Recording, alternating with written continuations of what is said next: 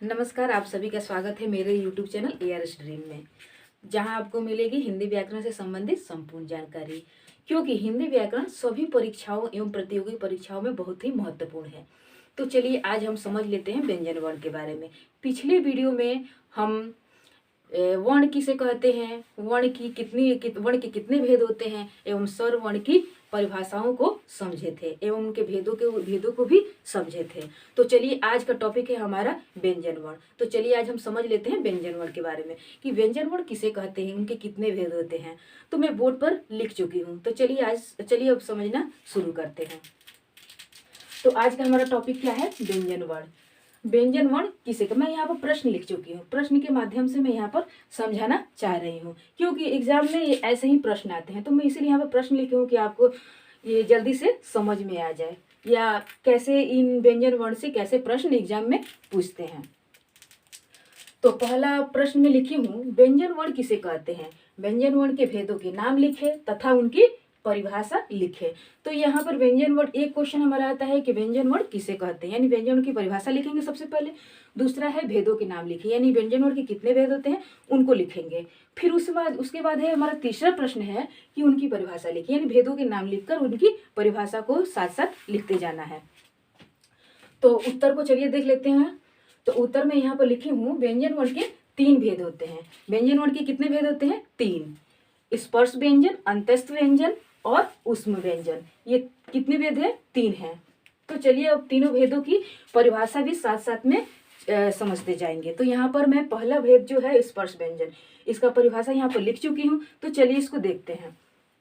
तो जिन वर्णों का उच्चारण कंठ, तालु, मूर्धा, होठ और आदि के स्पर्श से होता है उन्हें क्या कहते हैं, व्यंजन वर्ण कहते हैं। यानी जिन वर्णों का उच्चारण कंठ यानी जो गले से आता है आवाज, कंठ, तालु यानी जीभ का जो ऊपरी भाग है, मुंह में जो जीभ है, जीभ का जो ऊपरी भाग है उसे हम क्या कहते हैं, तालु कहते हैं।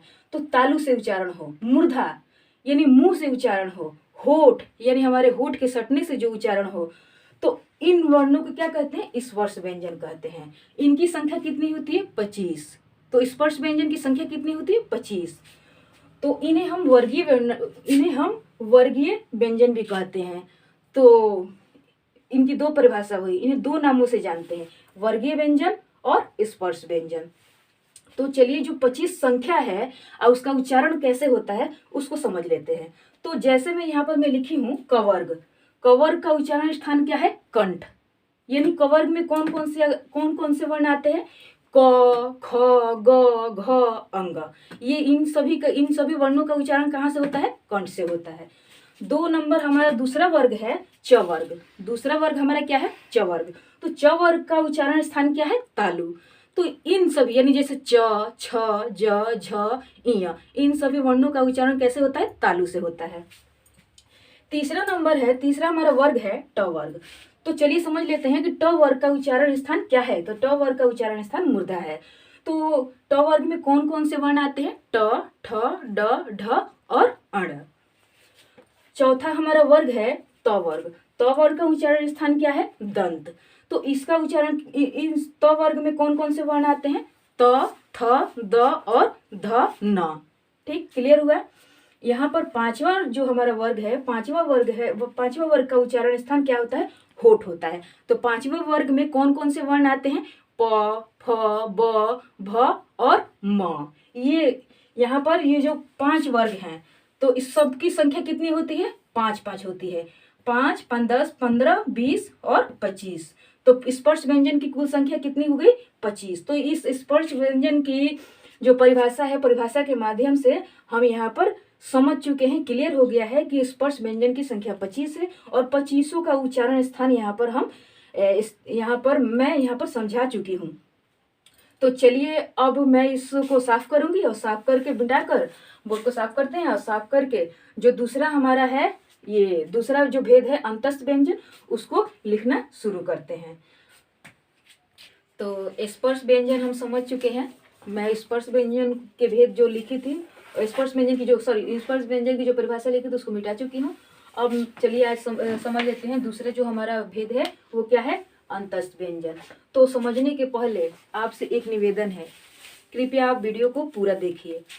अधूरा इसको छोड़कर वीडियो को मत जाइए। अगर आप अधूरा वीडियो छोड़कर जाएंगे तो अच्छी तरह से नहीं समझ पाएंगे, इसलिए कृपया आप वीडियो को पूरा देखिए। अगर कहीं भी किसी प्रकार का अगर डाउट हो तो प्लीज़ आप कमेंट कीजिए। अगर इससे क्या होगा कि आप अगर कमेंट करते हैं तो मुझे पता चल जाएगा कि किस पॉइंट पर आपको डाउट है।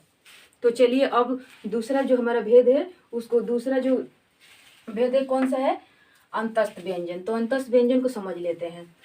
तो जिन वर्णों का उच्चारण जीभ, तालु, दांत और होठों के परस्पर सटने से होता है उन्हें हम क्या कहते हैं, स्पर्श व्यंजन कहते हैं। इनकी संख्या कितनी होती है, इनकी संख्या 4 होती है। तो 4 जो संख्या है वो कौन कौन से हैं देख लेते हैं। य, र, ल, व। एग्जाम में पूछ देता है कि अंतस्थ व्यंजन में कौन कौन से वर्ण आते हैं, तो हमारा आंसर क्या होगा, क्या हम आंसर देंगे कि अंतस्थ व्यंजन में य, र, ल, व, ये जो 4 हैं ये अंतस्थ व्यंजन के अंतर्गत आते हैं। अब चलिए 3 नंबर देखते हैं। तो 3 नंबर हमारा क्या है, ऊष्म व्यंजन, यानी व्यंजन वर्ण के 3 भेद होते हैं। तो पहला देख लिए हैं स्पर्श व्यंजन, दूसरा अंतस्थ व्यंजन और तीसरा है ऊष्म व्यंजन। तो ऊष्म व्यंजन की परिभाषा को चलिए समझ लेते हैं। तो जिन वर्णों का उच्चारण रगड़ या घर्षण से उत्पन्न हो, तो जिन वर्णों का उच्चारण रगड़ या घर्षण से उत्पन्न हो, उत्पन्न ऊष्म वायु यानी गर्म वायु। अगर घर्षण कहीं भी किसी वस्तु पर जब घर्षण होता है, टकराव होता है, तो क्या होता है, गर्म, वहां पर गर्मी आता है, गर्म वायु लिखता है।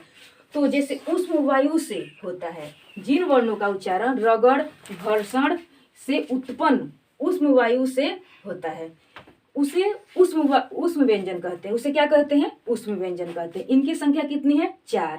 तो कौन कौन सी है चलिए देख लेते हैं। तलाबी स, मूर्धनी स, दंती स और ह। क्लियर हुआ। तो ये कितने व्यंजन वर्ण के कितने भेद हुए, 3।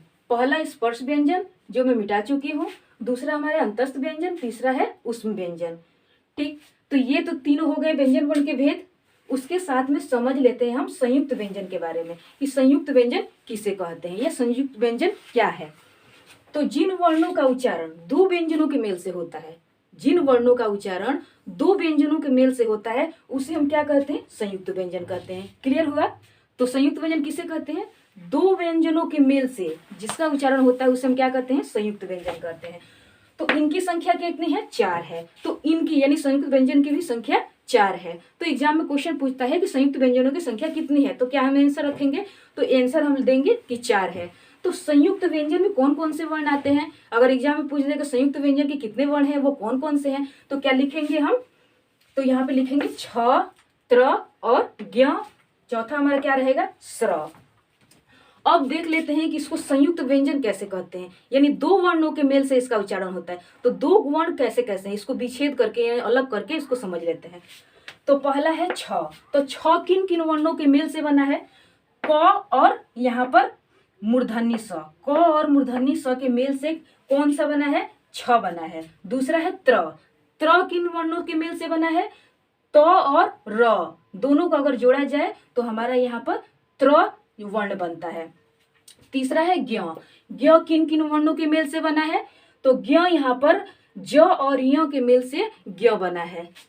और स्र किसके मेल से बना है, तलाबी श और र के मेल से कौन सा वर्ण बना है, स्र बना है। तो 2 वर्णों यानी 2 व्यंजनों के मेल से, यहाँ पे दोनों क्या है, ये ज व्यंजन है और य व्यंजनी है, त व्यंजन है और र व्यंजन है, क व्यंजन है और स व्यंजन है, यहाँ पर तलाबी स व्यंजन है और र भी व्यंजन है। तो दोनों व्यंजनों के मेल से हमारा कौन सा व्यंजन बनता है, छ। यहाँ पर दोनों व्यंजनों के मेल से हमारा त्र बनता है, दोनों व्यंजनों के मेल से यहाँ पर ज्ञ बनता है और दोनों व्यंजनों के मेल से यहाँ पर स्र बनता है। तो क्लियर हुआ। तो नेक्स्ट वीडियो में हम व्यंजन वर्ण के और भी आधारों पर जो भेद होते हैं उनके बारे में समझेंगे। तो पिछले वीडियो में मैं व्यंजन वर्ण की परिभाषा को तो समझा चुकी थी, लेकिन फिर एक बार व्यंजन वर्ण की परिभाषा को समझ लेते हैं। तो व्यंजन की वर्ण की परिभाषा क्या है कि स्वर वर्णों की सहायता से जिन वर्णों का उच्चारण होता है उसे हम क्या कहते हैं, व्यंजन वर्ण कहते हैं। तो पिछले वीडियो में भी मैं वहां पर मौखिक भाषा कहीं प्रयोग करके यानी बताई थी आप सभी को। तो चलिए यहाँ पर व्यंजन वर्ण की भी परिभाषा मैं यहाँ पर लिख ही देती हूँ, इसको खत्म ही कर देती हूँ कि व्यंजन वर्ण किसे कहते हैं। और नहीं तो मैं नेक्स्ट वीडियो में भी इसकी परिभाषा लिखित रूप में लिख दूंगी। तो चलिए नेक्स्ट वीडियो में ही यहाँ पर व्यंजन वर्ण की परिभाषा को लिखेंगे। तो कृपया अभी मैं यहाँ तक जितना भी पढ़ा चुकी हूँ, तो आपको अगर समझ में आ गया होगा मेरे, तो आप वीडियो को मेरे लाइक कीजिए, सब्सक्राइब कीजिए, कमेंट कीजिए एवं बेल आइकन को पर जरूर क्लिक कीजिए। Okay bye.